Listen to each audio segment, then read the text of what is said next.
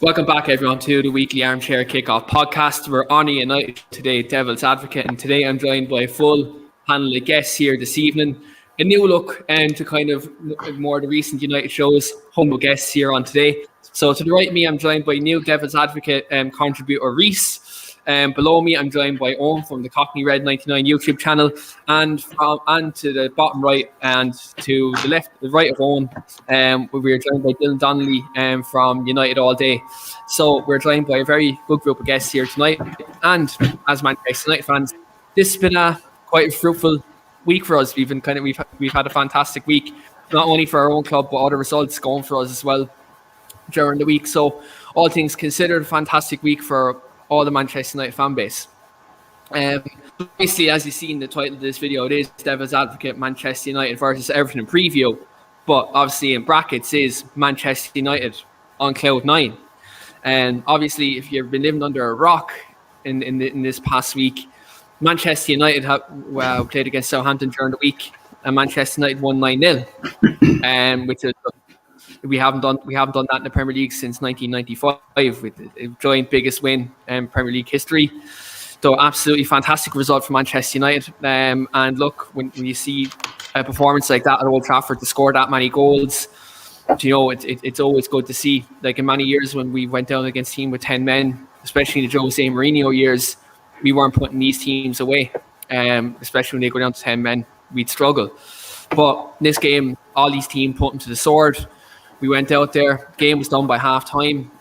Now people might talk about the early sending off, but Manchester United, I thought in-game management was fantastic. As soon as the sending off happened, we went straight into fifth gear, which was absolutely great. But I'm just going to get the panel's thoughts kind of on the 9-0 win and kind of how they felt about the overall game and the result in itself. And Reese, I'm going to come to you first. How would you overall assess Manchester United's cloud 9?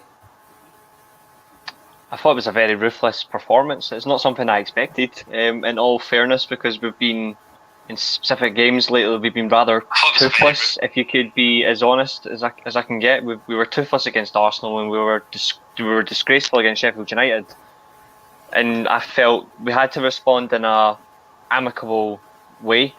And the fact that we were 4-0 up by half-time, against 10 men, fair enough, it was 10 men, but even so, we took advantage of a situation which we haven't done in such a long time.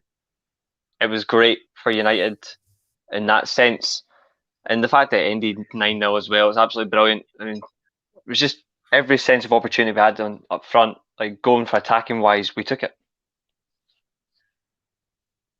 Yeah, and look, I share that feeling. Like, I think with United, I think it was great to see us kill a game, because even in games we've won this season, we haven't killed teams off.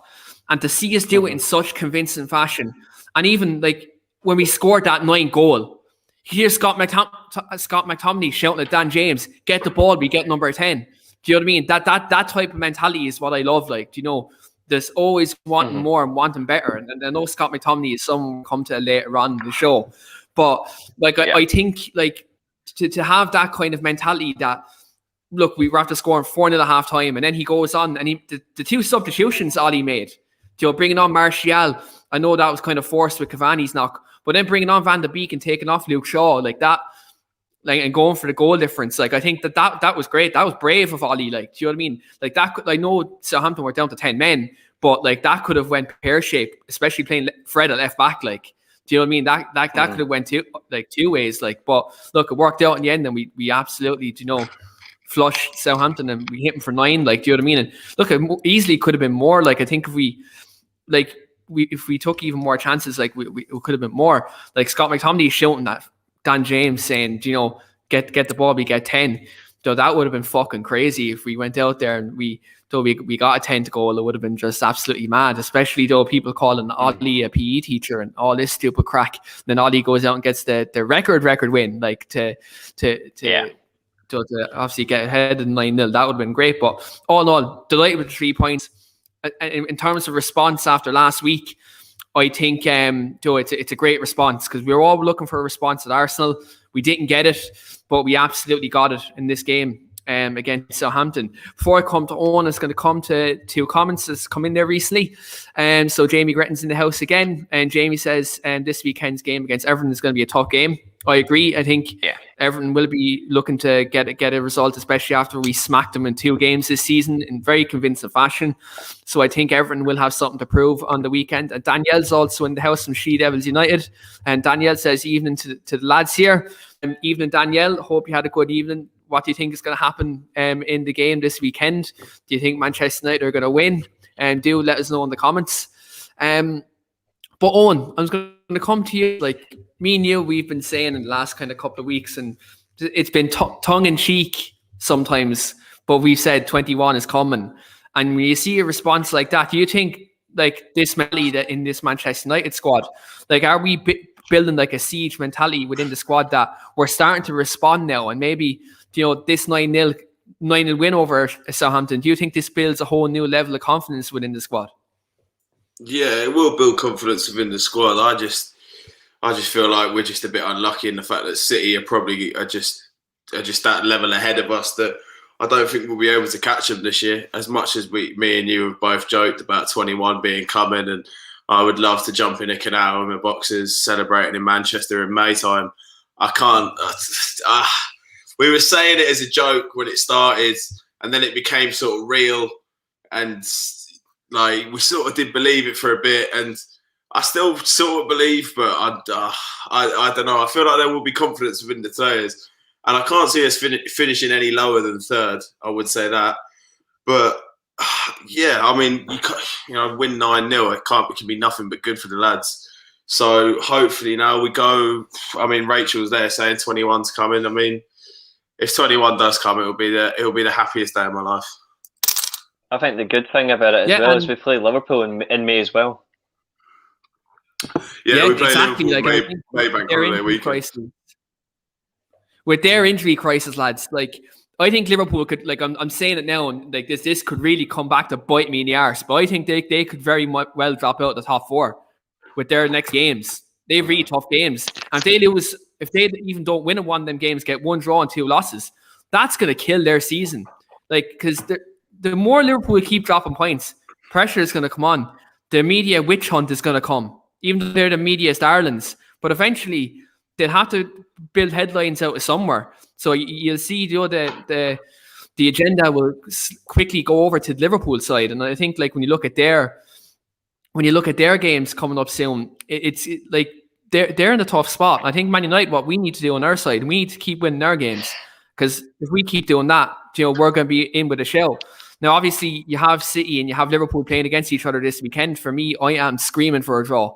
I'm screaming for a draw on the weekend. I do not want any of them clubs to win. I can't stand the 2 of them. So for me, I want a boring 0-0 draw. 2 teams cancel each other out.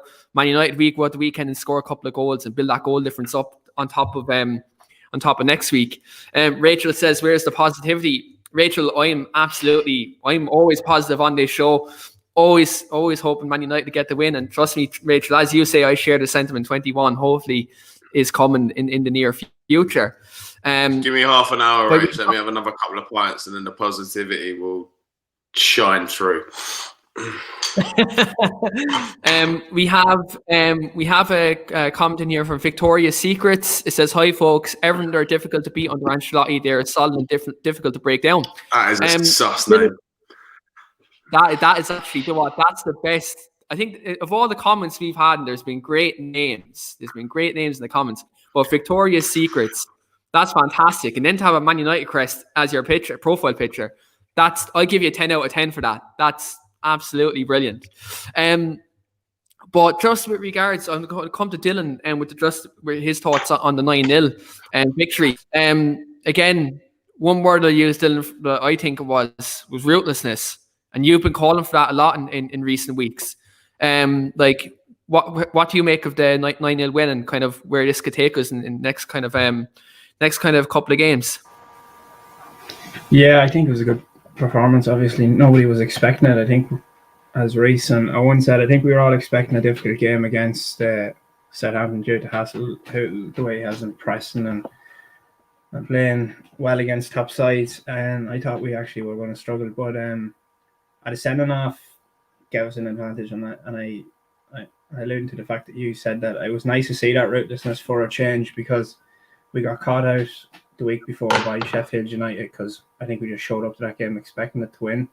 So it was nice seeing us get an early game, and probably for the first time in probably about 3 or 4 months, I wasn't shouting at the TV in the last 10 minutes of a game because we were chasing a result.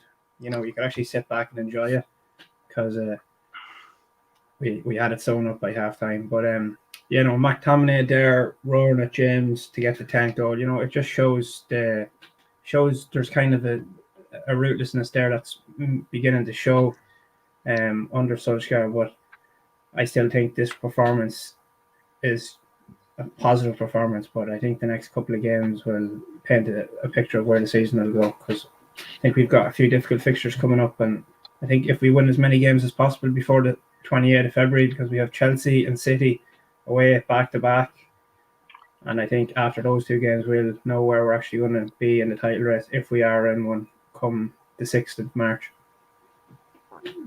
Yeah, look, I completely agree. I think the next kind of couple of games, especially with teams around us all having tough games, I think I think it's very important that we go out and we get results in these next 3-4 games, because if we do, we come out of February and we're in a very good spot. Now, I know Europa League and all that is coming up very soon, and I think that'll be very telling as to how Solskjaer kind of prioritises that competition, considering the fact that we're in a title race.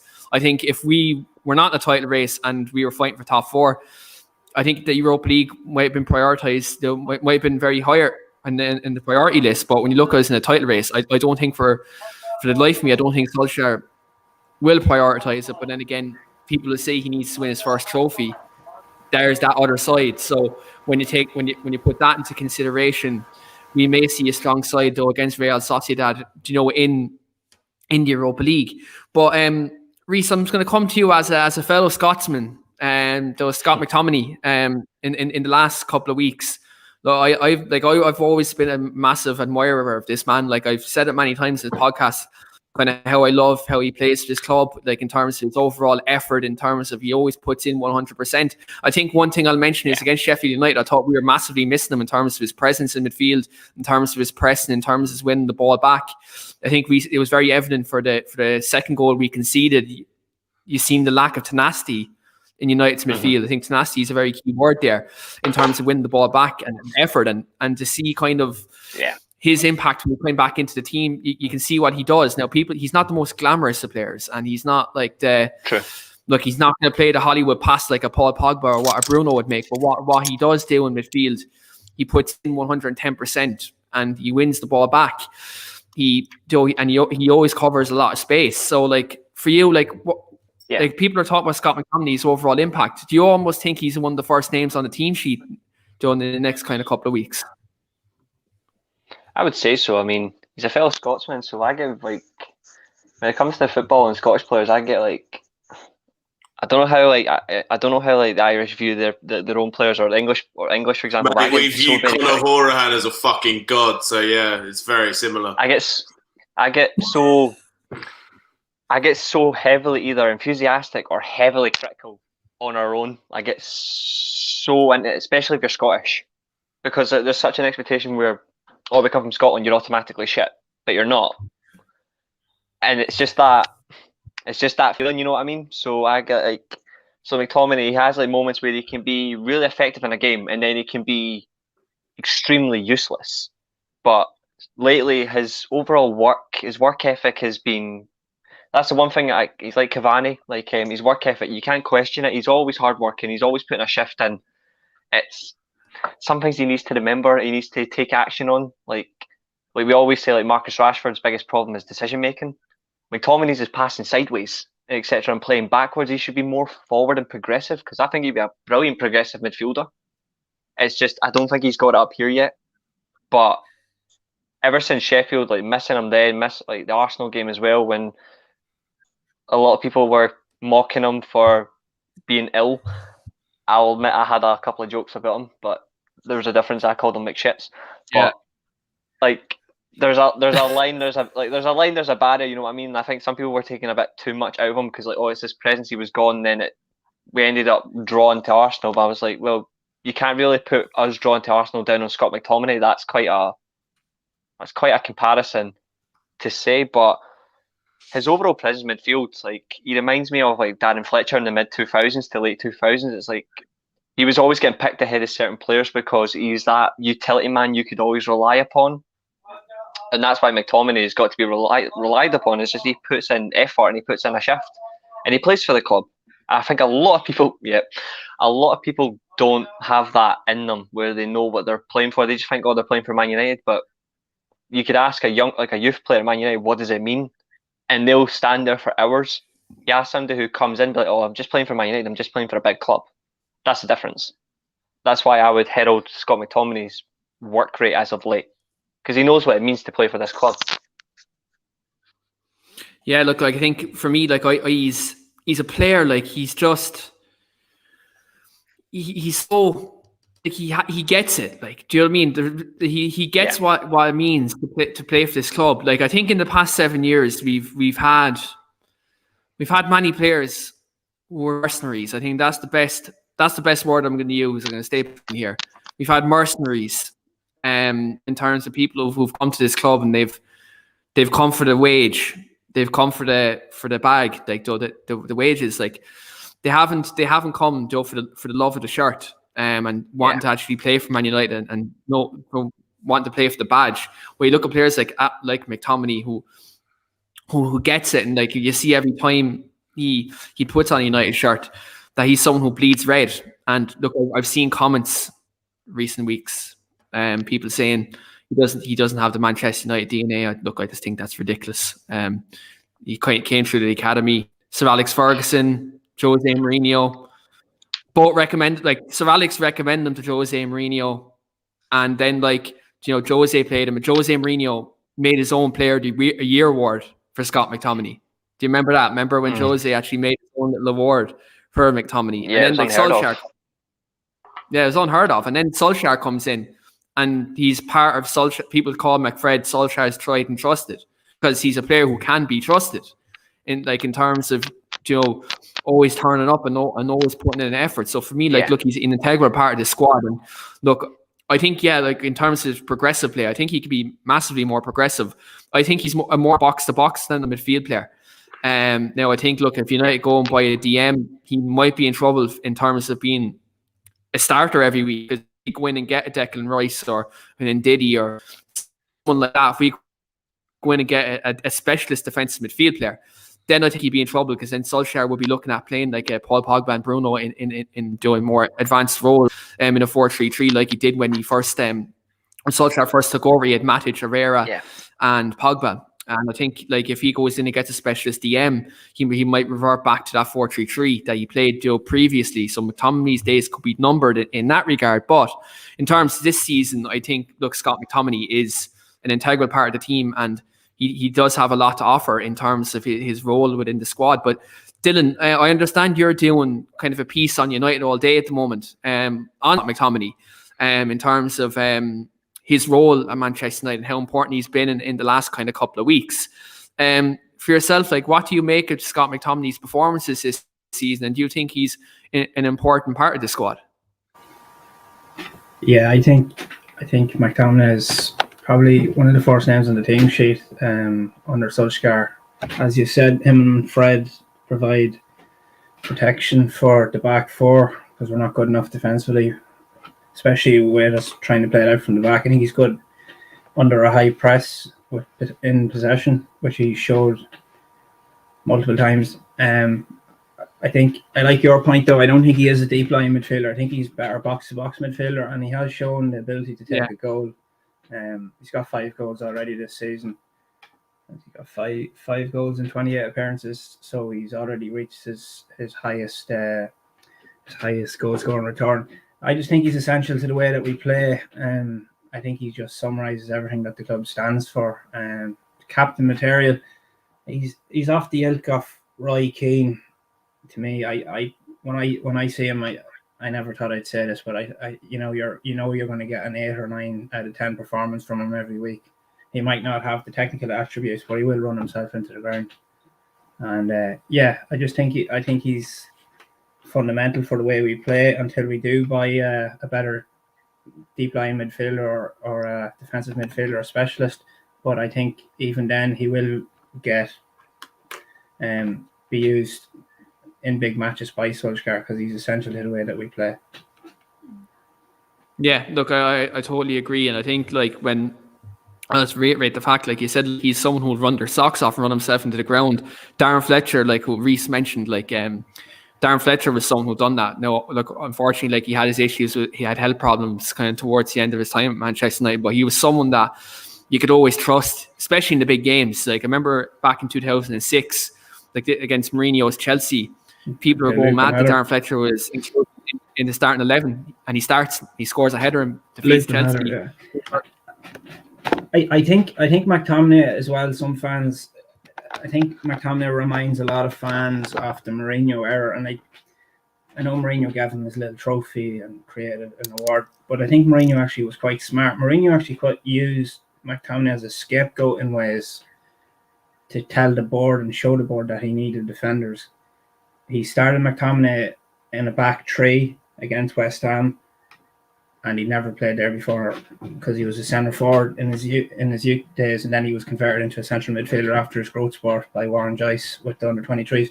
And Mourinho started him as a left-sided back three, and you can remember that game. We were absolutely tore to shreds by the Hammers. It was 3-0 after 35 minutes, and he got hooked at half-time. And that was in the 2016-2017 season, so that was his debut season. And I think a lot of fans are reminded of that. I think he's kind of used as a scapegoat for Mourinho, and he's done well to come back from that. That just shows, the kind of balls that he has, because you can just tell that he doesn't give a shite who you are. He plays for United, and he'd be the type of player. I say him and Fernandes. Like I think McTominay would be more of a captain around the club than Harry Maguire, in my opinion, because I just know that he wouldn't settle for shortcuts, and I think that he has high standards, and I think that he'd keep his players and his teammates up to them standards. Yeah, absolutely. Look, I think you hit the nail on the head. I think I've been calling for Bruno Fernandes to have that armband since the start of the season, but look, obviously Ollie does like Harry Maguire. No disrespect towards him. I think Harry Maguire's been underrated this season. I think he's actually been quite decent in the majority of the games we've played. But again, because of his price tag, people won't talk about that. Owen, in terms of Scott McTominay yourself, like, we always talk about wanting to play Pogba and kind of maybe Fred or McTominay and Pogba. Do you think, like, in terms of McTominay's role, do you think maybe when a defensive midfield player comes in, that maybe he'd be challenging the likes of, let's say all things considered, like Paul Pogba leaves in the summer, which is very high. The likelihood that's very high. Their defensive midfield player in. Do you think he maybe challenges a Donny van de Beek in a box-to-box role next season? I feel like with Scott, we don't have to overhype his role and we don't have to underhype it. It will always have a role in the squad. Like Darren Fletcher did until the day he left, he had a role in the squad, and he will always play 25 to 30 games a season, bare minimum. Like that, I don't think, we all knew when he came through he was never going to be a world beater. This season he's sort of shown glimpses of that with the Leeds game, and he was amazing. And he's been he's been brilliant this season. So I can't argue with him starting a lot more games, but I personally, to get on to the next level, I don't see him as our starting midfielder. But for a player like Scott McTominay, someone who knows the club inside out, I don't know who the fuck you seen online that said that he didn't have United DNA. He's United through and through. He's United. I'm not going to name him. Oh, well, I'm not going to name him, but we both know him. We both know him. Well, if that's who I think it is. I'm not going to mention it. All right. Well, what is it? Whoever think Scott McTominay doesn't have United DNA is thick as pig shit, because he's United through and through. He is every. What? No, is he mad? Oh, I've just seen who Keane. He's got United running through his veins. I've just looked in the private chat. I can't believe I'm not surprised. Yeah, no, I can't believe you said that. That's the stupidest thing I've ever heard. But like, he's got United running through his veins through the academy. A United fan his whole life. He's always wanted to be here. Like, I remember hearing stories about when he was being called up to Scotland at youth level and he was rejecting the call-ups in order to try and get into the United first team. That was what he was prioritising his whole career. And how anyone could question his commitment to the club, that's fucking beyond me, to be honest. I don't understand it. Maybe you could try and say that he's not your elite level player, but looking back throughout the history of Manchester United, you always have a decent midfielder that is that is of that level, of that caliber. The likes of Nicky Butt, the likes of Darren Fletcher, they've always been in squads. Like, I don't see why anyone has a problem with it. I think McTominay's here for the future and will be an invaluable member of our squad. Yeah, I think he's, again, absolutely, he's a vital member of the squad, and again, like, someone who bleeds this club. And people might call them passion merchants, but at the end of the day, you want people who are committed to the club. Like at the end of the day, we've had midfield players. We've had midfield players in the past, post Sir Alex, where we bought like Schneiderlin. We had the likes. I know Fellaini was great, but like in terms of like games we could rely on him, he do a job. But like, none of them were really a Man United player who really understood the club. He is one of them. Like, he's born and bred to this club. And again, like Dylan said, he had one of the biggest growth spurts as a Manchester United player. Dylan said he was 5'6" come through the academy. Then boom, Jose Mourinho gets him into the gym, and look, there you go. 6 foot Scott McTominay, hits the senior team. But yeah, look, he's like 6'3" or 4, isn't he? Yeah, he's 6. He's 6'4". Yeah, I've met him outside the ground before, and he's fucking massive. Yeah, like I'd even look at him. Like, I'm 6 foot myself, and I'd say, like, I played against centre backs who would be though bigger than me. Like, and you see, like, player of that height, like, in his build, they're properly made for the Premier League. Like, even like Rach has said there, in terms of Scott McTominay, like, he's definitely United quality, but that's what we need. But we need depth, and I think, look, I absolutely agree. I think squad depth midfield is crucial, and like, when you look at our midfield options last season, like, off the bench, we were relying on, like, I know he scored the other night, Jesse Lingard, fair play to him. Just want to touch on that very quickly. 2 goals in his West Ham debut. Absolutely delighted for him. Looks like he's new lease on life. Hopefully he does well. And just to throw it in there for my good friend Steve, who's part of our London show, hopefully he scores against Tottenham next week. In that regard, like, I'm happy to see Jesse doing well. But when you looked at last season, like, in terms of options that we had in midfield, when we had players off the bench, we were relying on Pereira's, like, as Rachel said in the comments, we were relying on Lingard to come off the bench and maybe change a game when he wasn't in the best of form. We were relying on kind of the Dan Jameses of the world. And now when you look at our bench now, you look at United squad depth now, we're starting to build that. And what Ollie's done fantastically well of in the last kind of 2 years is getting the deadwood out gradually and getting his own players in there. Like, I know Amad Diallo, right, hasn't come into the squad yet, right? So we're not going to count him in this, right? Because he hasn't played a senior game for Man United yet. But in the 4 positions at Manchester United, Ole Gunnar Solskjaer spent 15 million. Like, when you take that into consideration, that's great in 2 years. And he's managed to get the deadwood out, and he hasn't bought a forward player. I know Diallo once that full transfer fee's done and all that crack, that gets included. But in terms of first team players, Ole Gunnar Solskjaer has got most of the deadwood out, and he spent £15 million on forward players since he's come to the club. Like, look, I think that speaks for itself in terms of what he's done in terms of rebuild of the club. But people will call him, a PE teacher. People say he doesn't know what he's doing. Can we give Bruno as a forward there as well, though? I don't think that's... Technically, he's a midfield player, though. Like, he's a midfield player. Fair. I see the point there, but he really and truly is a forward. There's no way you can't... he played the same position as Cantona. You're not counting Cantona as a midfielder. But the attacking midfield, he's a number 10 in this world where everyone's obsessed with playing 3 players in midfield. Technically speaking, Bruno Fernandes is a midfield player. Anyway, in terms, like we've talked about Scott McTominay, and he's been a revelation kind of in the last kind of 18 months. Like he's been a player who's been fantastic. But like when you look ahead now to Everton itself, because obviously tonight is like the Everton preview. We've played Everton twice this season.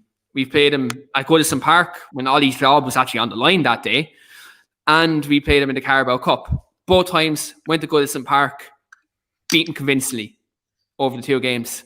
Manchester United, I don't think we're in trouble really when you consider both the games. We dealt with them over them 2 games. And in terms of our midfields in them 2 games, lads, one midfield we went with McFred and Bruno. The other midfields we went with more of an attacking approach. Went with Matic, Van de Beek, Paul Pogba, and Bruno Fernandes. So we went with the defensive approach and the attacking approach.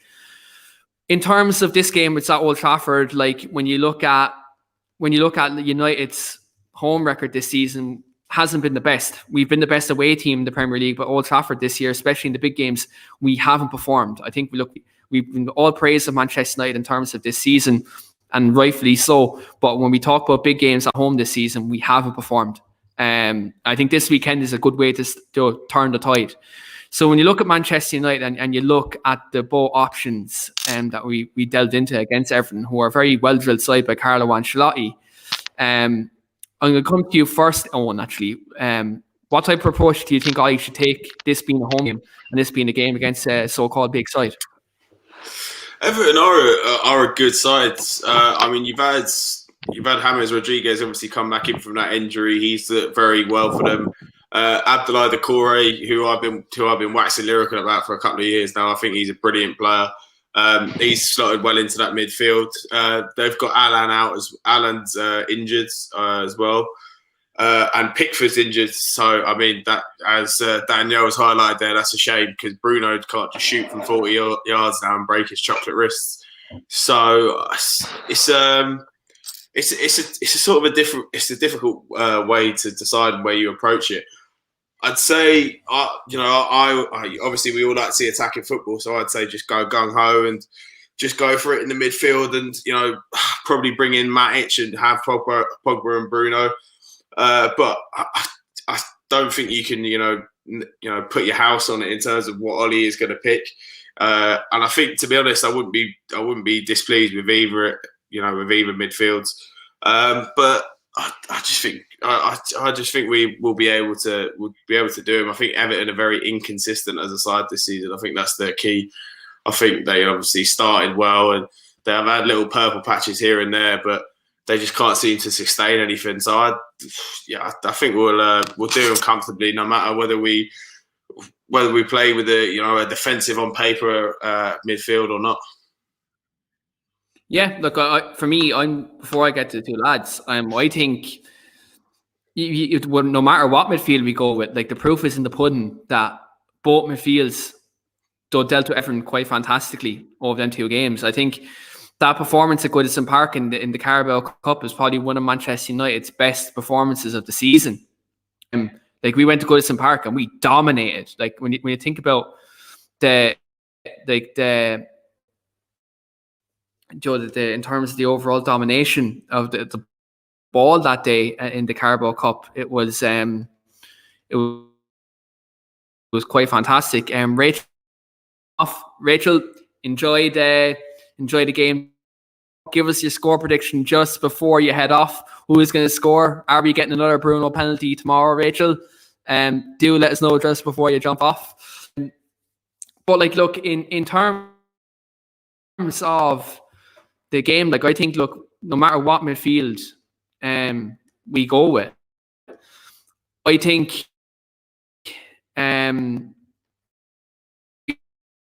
like as Joe Owen rightly alluded, he's been one of the best midfielders in the league this year. I think he's been a shrewd signing by Carlo Ancelotti. In that regard, I think he's been one of the best midfield players in the league. when you look at our midfield,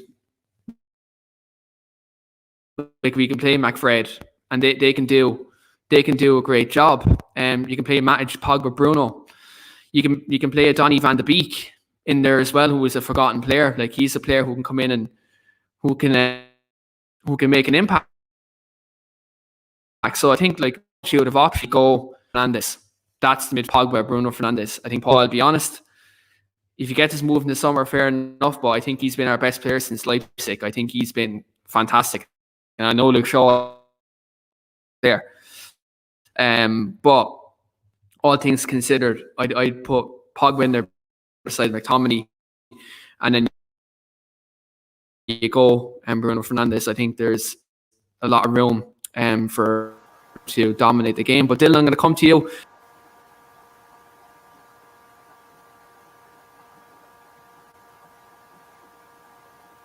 So Dylan, I was just saying there, like, how do you think Manchester United should approach it? Yeah, you hit a few good points there, King. I suppose I think the diamond would work, or maybe McFred. Depends on how Ollie approaches the game. Considering how good Everton are from set pieces and Dominic Calvert-Lewin, I think he could start Matic, holding maybe with Fred beside him, and he might play Pogba on the left, Bruno in the centre, Rashford on the right, and then maybe Cavani through the centre.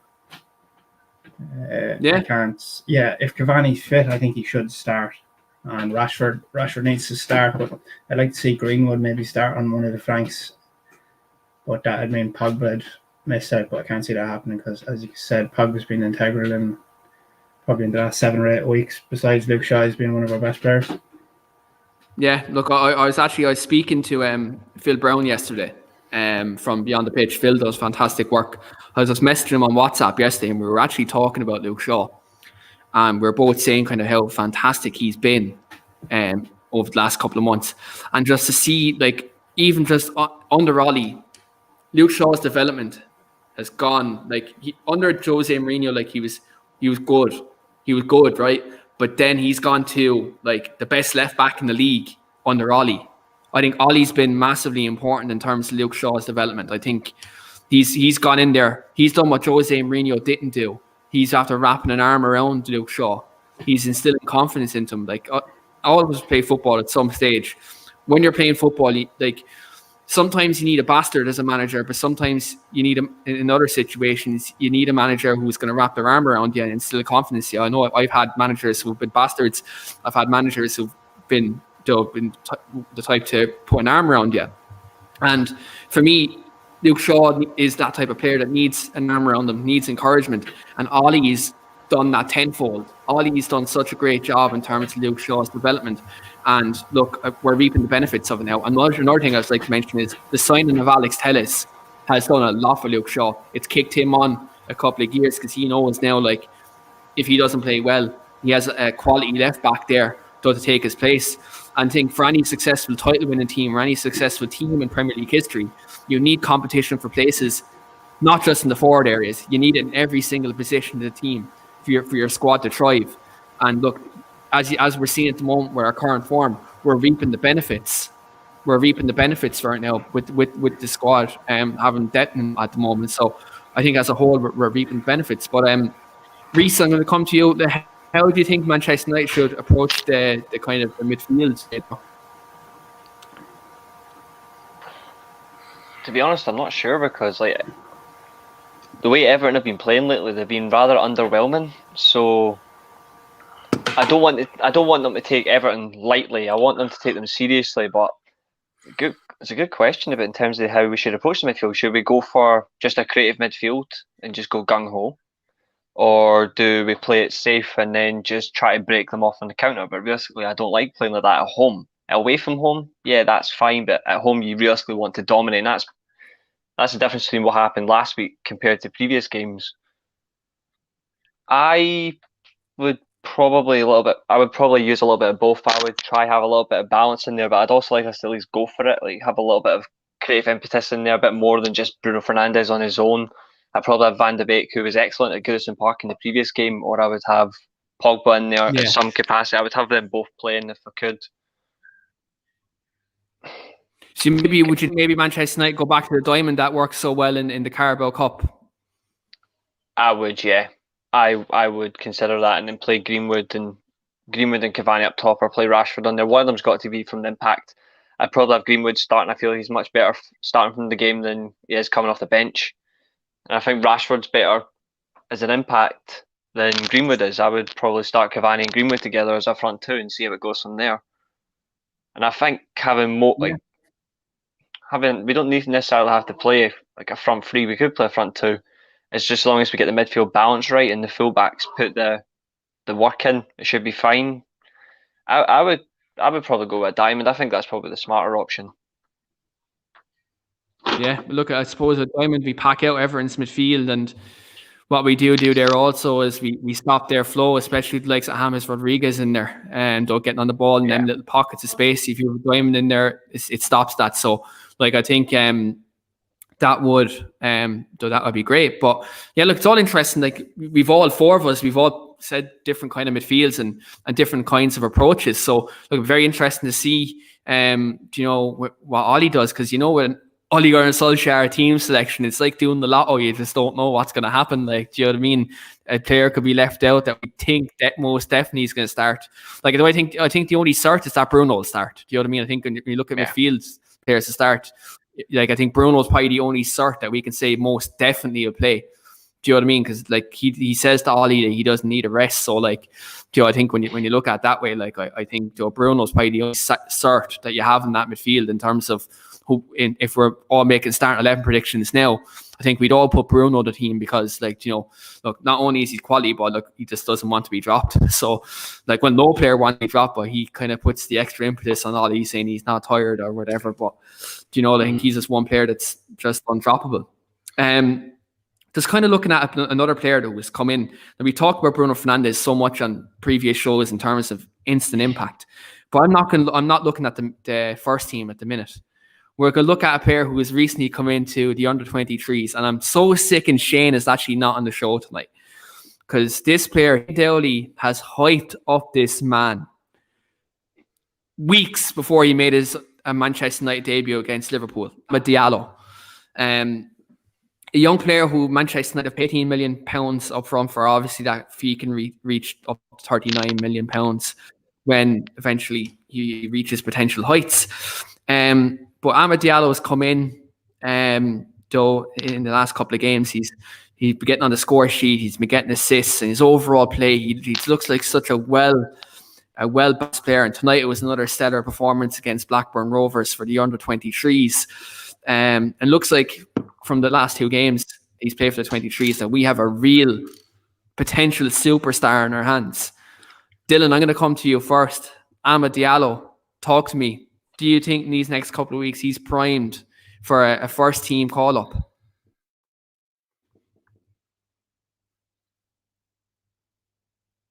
Oh shit, he's muted 1 second. Fire away, Dylan. Yeah, it's looking like that after his performances in the last 2 weeks.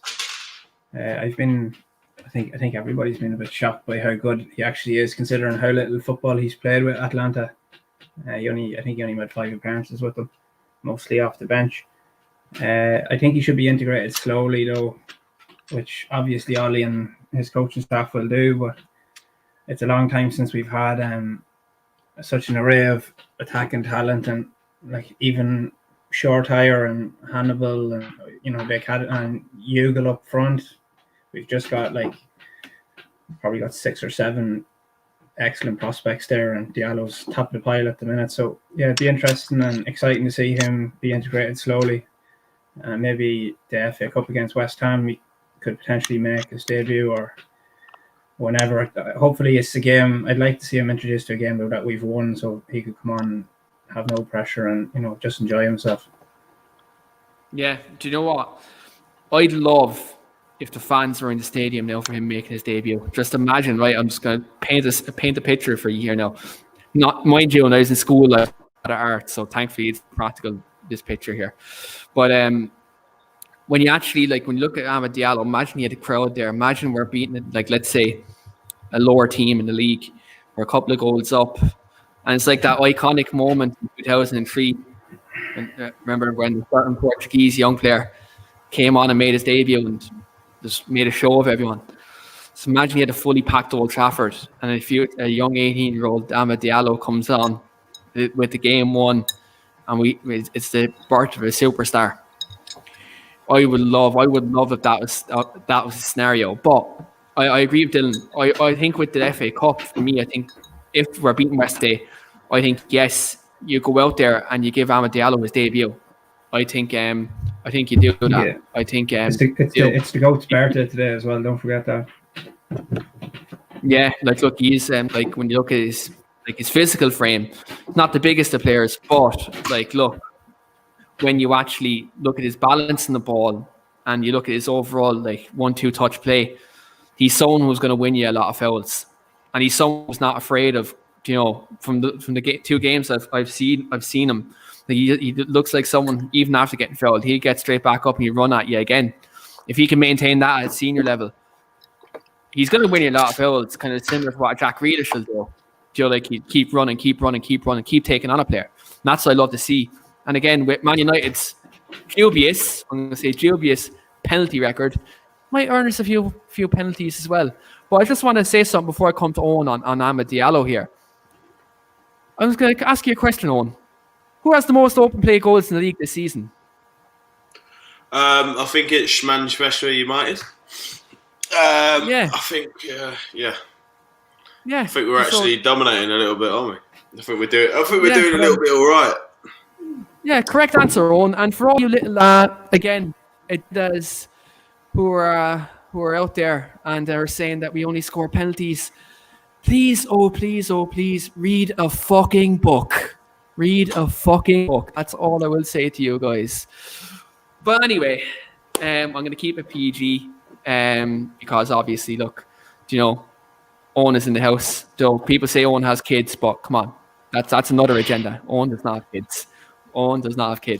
I mean, apparently I'm an alcoholic father who's quite abusive. But, I mean, who knows? Who really knows? But Amad Diallo, I mean, I've seen Sean here who's commented, the next Gael Kakuta. Piss off. Fuck. Just piss off. What a harsh comparison. Have another day. Have a day off. Like, do you know what I mean? He looks like a quality player, and hopefully he'll be bled in slowly. Look, we're talking about his physicality. I think we can all recall of a quite spotty-faced, skinny-looking teenager that came over from Lisbon, came over to Carrington, and got jacked like fuck within 2 or 3 years. In terms of him, you know, he's coming into probably one of the best youth development areas in the world in terms of our team. And you know, if you look at the players United produce, not just for our own first team, but throughout the football pyramid and throughout Europe as well. I mean, you know, if you look around most of those teams, you know, even, you know, like the likes of Tunnicliffe and stuff that were with Pogba, you know, they're still playing in the Championship. There's still a lot of good footballers that come out of United. They might not be the elite level, but there's still a lot of good footballers. But hopefully Diallo is the elite level, and that's what we want to see of the geezer. And he's looked unbelievable. I think that Liverpool under-23s game, I think MUTV subscriptions must have gone through the roof that day, because I don't know a single United fan that weren't watching it. Like everyone was watching that game. Him and Joe Hugel absolutely tearing the Scousers apart at Melwood, and it's what we love to see. Like it's brilliant. And look, man, I think he'll. I can't see him coming in against that West Ham game, because I think that'll be a very tight game. But I think the Sociedad game is personally, I don't know how you boys feel about Europa League, but I couldn't give 2 fucks about it. There's the argument of the trophy or whatever, but look, if there's a sniff of a chance at a league title challenge, you go for the league title. I was there in Stockholm and won the Europa League. It's a great day out, but I'm not going to be able. No fans are going to be able to go to it likely. So honestly, I'm not too bothered about it. If we do win it, we do win it. But I think that's the game for the likes of Diallo, and I think he'll get his minutes in there, and hopefully he progresses and we can start to see more of him. I'd say probably towards the end of next season, maybe becoming a bit more of a regular off the bench at least. Yeah, I think even nearly, depending on kind of where the season goes, he may maybe be someone who's making an appearance off the bench towards the end of this season. I really do think that. Looking at if he keeps playing the way he is in the 23s, it's going to be impossible for Ollie not to promote the first team. Do you know what I mean? It's like when you have that player when you're playing schoolboy football. When this player is playing under 14s where he's smashing in 5 or 6 goals every week, automatically he's getting sent straight to the 16s. Do you know what I mean? That's the way it looks like with Amad Diallo at the moment. Like, do you know what I mean? He looks too good for that under 23s. Do you know what I mean? At the minute, but again, I do understand that you have to get them in gradually.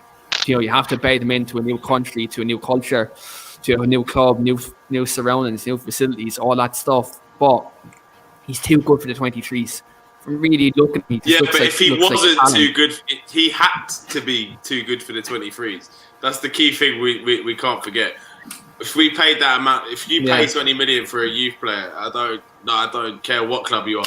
He better go into the 23s and be scoring or assisting every week and be the best player at that level. He has to be.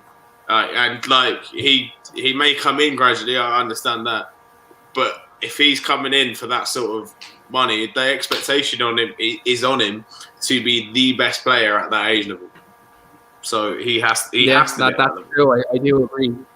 Yeah, I do agree. And Sean, who was actually a Chelsea fan, just stated about United's ambitions. He said, definitely make a push for a title. If you don't win that, they get top 4 regardless on Champions League football. I do agree. I think United are definitely going to finish top 4 this season. I didn't think that after the 6-1, but looking at the way we're playing now and looking at the teams below us, I think that's a start. I think that's nailed on. I think that will happen. And just for all them Spurs, they're all having the same arguments we were having 3 years ago, so good luck to you. Isn't it sweet to watch it though? Because when you told them that it was gonna happen, and they were just giving it so fucking large about how Jose was this and Jose was that, and when they were flying after 10 games that he was gonna win them a quadruple with the Europa League. Isn't it just so wonderful to just be proven right that Jose is poisonous and will ruin your club eventually? Yeah, I agree, Owen. We're all in the same group chat. Let's go back to the messages in September in our group chat. Me and Shane said it.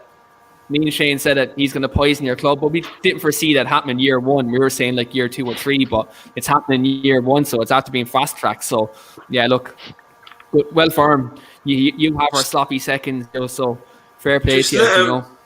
Let him get a League Cup. Let Jose get his fucking statue outside White Hart Lane, and then let it be done. That's what I think, to be honest. Stop.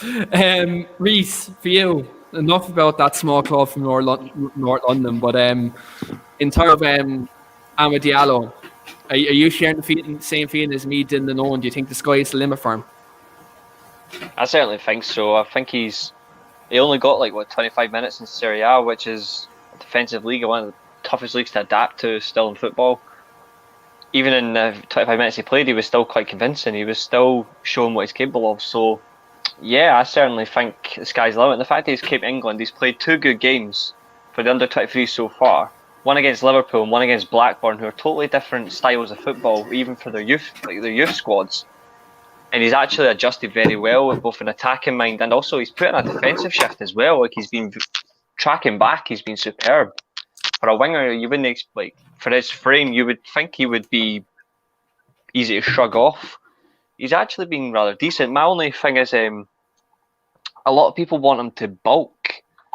I don't want him to bulk at all. I mean, and the reason I don't want him to bulk is I think in football you can use your other qualities to be a world-class player. You don't have to be an absolute jacked up freak to be great at football. I mean, one player I liken to played for the scum in blue.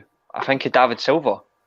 Fantastic on the ball, creative, intelligent, but he wasn't built like Ronaldo or built like the Hulk. He had his own strength, and that was his intelligence, his technical skills, and he can get out of a space on the ball so quick with his agility, and he's just quick off the mark with his brain. And that's what I think of Juan Mata as well, like those types of players. And I think I think Yeah, but Diallo's they're like that. like the fucking They're up here. Yeah, 0.0001% of a Yeah. footballer. There's like Yeah. that's the thing. You do have to have some level of strength in order to depend upon yourself, because that true. like level of footballer that is small and very slim has to be like true. in the top. You know, the Mata and the likes of Mata and Silva are always in the top sort of 50, 100 footballers in the world at every point, pretty much most points of their career. Yeah. So you have to be elite levels. I'd argue. Of course, I'm not going to say Diallo's there. Like, I wouldn't say Diallo's like that type of player, but I would say he doesn't have to be like completely jacked, but he can strengthen up a little bit. But I don't think he has to be too big. I think because I'm not saying be Traore. Like, obviously that would be too much. Yeah, because they're doing the same with Hugo as well. They're putting him on a program now to strengthen him up a bit. Like, it looks like they're going to be promoting him very soon, so they want to make him stronger. And I don't blame him being a centre forward. He's been absolutely fantastic for goals. Like, he scored like 15, 16 goals. The under 23s. I mean, that's impressive as well. But Diallo, he's just come in. He's been superb. 2 goals, 3 assists. One of them was a cheeky Panenka. I mean, the sky's the limit. It's just the one thing I want him to do for himself is keep himself level-headed. Don't get rushed in by management, which I think they're not going to do anyway. And just remember, like, his position-wise, he needs to just keep himself, like, game by game. Don't give him such a big objective. We want you to score 15 goals by then, like, within your first season or 2 seasons. Like, 5 goals could be like a first objective for him. 5 goals and say 5 assists. Like, this is what we want you to aim for. It's not too steep, and let's just see how you go from there, and then just keep working and working and working. And I think that's when I look at that. I think at Greenwood, same sort of expectation. We see how it goes, and then from there, who knows where he could end up? But he could end up being one of the best wingers in world football for the next 10, 15 years. It might not even just be for Man United. It could be for his country. It could be another club if he gets moved on, which I hope not. Don't say the other club. Don't say the other club. I'm not saying any other. I'm just saying it could happen. It could happen. I hope not. I want him to be at Man United for the rest of his career, but it's just the way he's acted already. Like, for an 18-year-old so far in these 2 games, he's under 23 games. I've genuinely been so impressed with him. There's nothing much else I can realistically say about him except for, like, I hope to see him succeed. Yeah, absolutely. I'm on the same level. But even you look at a player, you've mentioned Ronaldo, you've mentioned other players who like beefed up. Another player who didn't really beef up, and he put on a bit of muscle, but not massively, was Eden Hazard. He was proper skinny when he came to. To England. Like, he was. Yeah, from Lille. Like, I was trying to think of the club he played for. No, he was Hazard had some fucking legs on him, man. Hazard. Yeah, the legs, but like I'm talking in terms of upper body, like, in upper body strength. Like, he wasn't someone who was massive, but he was someone. But you're not who boshing that fat ass over fairly lively, are you? Like, I mean, he was. Come on, that's the one thing that Hazard was phenomenal for, was that he had a fat ass. We all know that.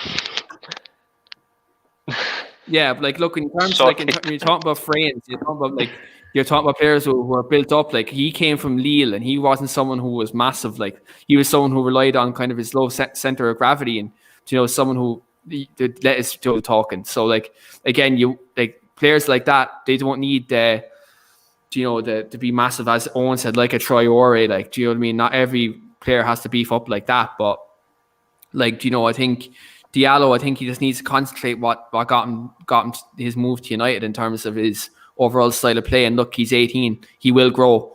Do you know what I mean? I think that'll be fine. Not unless United can do what Barcelona done with Messi and give him some growth hormones or something like that. He might get a big rush of growth like McTominay did, as Dylan earlier on. But look, I think the sky is the limit. And again, I think for Manchester United fans, it's very important that we're patient. I think that is very important. But we'll just do a Popeye and feed them spinach. Yeah, absolutely. Just as Hulk Hogan would say, eat your vitamins and say your prayers, and look, everything will go right for you. Like, do you know what I mean? But So this has actually been a great show. We've been on just about 1 hour now. Absolutely bang on. Again, as the title says, Manchester United fans at the moment are on cloud 9. At the moment, we're still all on cloud 9 at the minute. But obviously, big talking points. Obviously, tomorrow, Everton, big game in the league. 3 points is a must, considering again our two biggest rivals are playing on the weekend, and so 3 points is a must. So we're going to come to everyone in terms of score predictions. And this is always a great part of the show. I'm always interested to see goal predictions, how outrageous they can be. So, Owen, I'm going to come to you first. Always so positive in your score predictions. For you, who's winning this game? I'm going to say 2-0 United because we got a clean sheet against Southampton and I want another one. We don't get them very often this season. So it'd be nice to get another clean sheet. So I'm going to say a 2-0. And we're going to give it to Eddie Cavani, and he's going to get us a goal. And I'd say I won't spoil your one, so I'll say a Bruno from open play. Do you know what? I actually don't really predict Bruno penalties anymore because they're just they're a given at this stage, But I don't really predict them anymore. About 10 games. I don't know what happened there. I mean, I think we all know what happened. Some person from Melwood with veneers opened his mouth to the media. And some gobshite in fucking Tottenham as well. Yeah, absolutely. But we've A's score prediction here. Amy says 3-1 United and a Bruno screamer from outside the box. And so there's a 25-yard Bruno Fernandes penalty, it looks like there. Reese, for you, what's the scoreline tomorrow? This weekend? I'm also going to go 2-0, but I'm going to go a little step further. I'm going to go 2-0. Godfrey and Richarlison to get sent off. Ooh. Oh, for fuck's sake! That's a bit of a prediction there. Jeez. I'm going to go 2-0 United. Richarlison and Godfrey to get sent off. And I'm also going to go, just for the hell of it, I'm going to go Maguire to score for a corner. He's going to score a header from a corner, so I'm going to go with that. But I think the winning goal is going to be Cavani in the 96th minute. What a random choice. 96th minute. Godfrey and Richarlison. I mean, fair fucks, mate. Like, if you want to go for that, go for that. But, I mean, what? Take that. There must be some dodgy stuff in that. I make mental predictions, but most of them actually come true. That's the weird thing. Oh, mate, give me your prediction for a few games there, and I'll put it into Bet365 on my phone.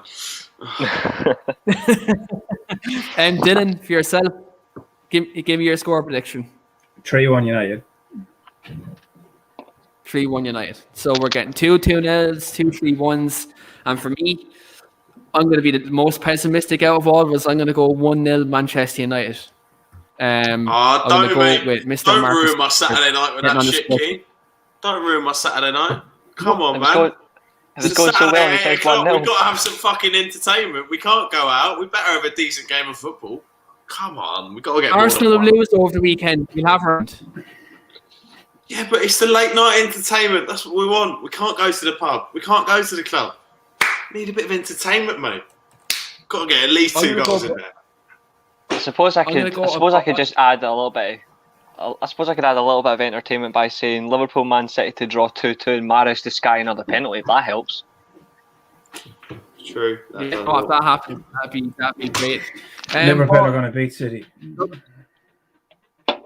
Do you say Liverpool to beat City? Liverpool beat City. Fucking hell, did it, mate? Jeez, you're all pulling out outrageous predictions tonight. That's not happening anyway. Liverpool I don't see Salah will score. No, this is not the Scouts podcast. Come on, lads. Fucking hell, Dylan, man. What have you been smoking? Oof. But no, look, let's be real. I think when you actually, when you look at Liverpool City, just touch on it quickly. When you look at Liverpool's back four, it's so vulnerable. City are on great form. Ruben Diaz, John Stones have been unbelievable the last couple of games as centre back. So look, I don't think by any stretch Liverpool win this game. City's midfield is too strong. Liverpool are too depleted. as much as I'd love to, as I said, start the show, I think City will beat them. I think it'd be quite handy as well, because there's no fans in Anfield to make City players shit themselves. So it comes down to a game of football, like it's just a game of football with no fans.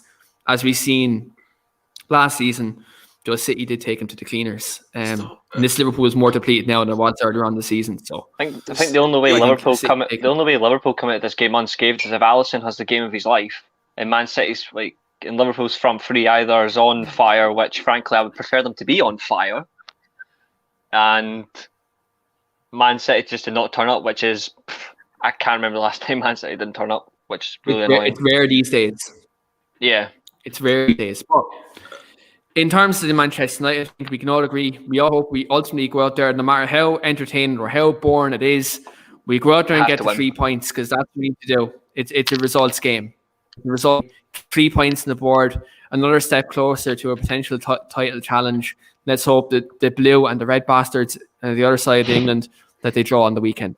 But anyway, and just to, obviously, we're at the end of the show now. I'm just going to give the lads all an opportunity to shout their socials to our viewers and our listeners. And so, Reese, where can our viewers find you on social media? Just on Twitter, United Venom 7. Owen? Yeah, Cockney Red 99, Facebook, YouTube, Twitter, Instagram. I normally do a show every Friday, but today I was feeling rather rough, so didn't fancy it. But it's called A Crafty Couple, Friday between sort of 6 and 8. So please check it out if you get a chance next week. Yeah, do check out Owen's channel. I've been on over there as well. It is a good channel, so do check it out and do subscribe. Dylan, where can our viewers find you other than here? Just on Twitter at Dylan Donnelly 7 or at United All Day, and usually have 3 or 4 pieces a week going out on Stretty News or Caught Offside or a couple of online writing platforms with articles I've wrote, mostly Man United related. Yeah, so do check out Dylan's work as well. He's doing fantastic work there too. So across all them platforms, so do check it out. And he's doing a piece on Scott McTominay as well, which we've actually been talking about tonight. So when Dylan releases that, do give it a view and share across your Twitter as well, lads. But as always, look, you can find me obviously there, as you can see in the handle, at Keane_United. For all Manchester United related tweets, but obviously as well as these 3 lads have seen in the last couple of weeks on Twitter, I have been riling up a couple of rival fans and former professional footballers as well. And so if you want to see more of that, do follow me. Yeah. If you want to see more banter on social media, do check my handle out there too. But look, thanks to the lads for coming on. A late show tonight. Really grateful for the lads for coming on. Hopefully, as I said again, Manchester United go out there and we get the 3 points. And look, it's another step closer to 21 and 21. Hope all the lads have a good evening. We'll see you in a while.